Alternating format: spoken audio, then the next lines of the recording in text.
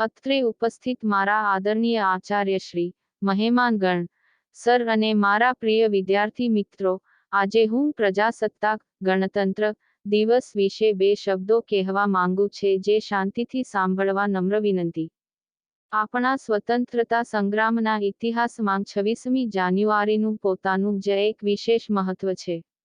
1930માં રાવી નદીના કિનારે કોંગ્રેસના લાહોર અધિવેશનમાં પંડિત જવાહરલાલ નહેરુ દ્વારા આ દિવસે એક પ્રતિજ્ઞા લેવામાં આવી હતી કે જ્યાં સુધી ભારતના લોકોને આઝાદી નહીં મળે ત્યાં સુધી આ સ્વતંત્રતાની ચળવળ ચાલુ રહેશે.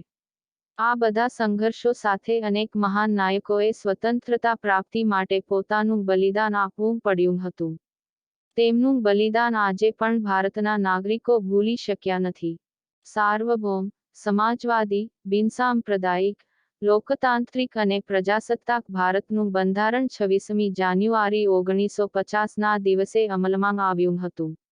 આ પ્રસંગે રાષ્ટ્રધ્વજ દર વર્ષે રાષ્ટ્રપતિ દ્વારા દિલ્હીના રાજપથ ખાતે લહેરાવવામાં આવે છે અને પછી રાષ્ટ્રગાન શરૂ કરવામાં આવે છે. આ પ્રસંગ બહુ જ ભવ્ય હોય છે કે જેમાં આપણા લશ્કરની ત્રણેય પાંખો લશ્કરી વાહનો સાથે રાજપથ પર પરેડ કરે છે. એ જ રીતે 26મી જાન્યુઆરી 1950ના રોજ ભારતનું બંધારણ, તેની સરકાર, રાષ્ટ્રપતિ અને રાષ્ટ્રધ્વજ સાથે વિશ્વનું સૌથી મોટું પ્રજાસત્તાક રાષ્ટ્ર બન્યું. હવે હું મારા શબ્દોને અહીં જ રોકવા માંગુ છું. મારું વક્તવ્ય સાંભળવા બદલ આપનો હૃદયપૂર્વક આભાર માનું છું. જય હિન્દ, જય ભારત.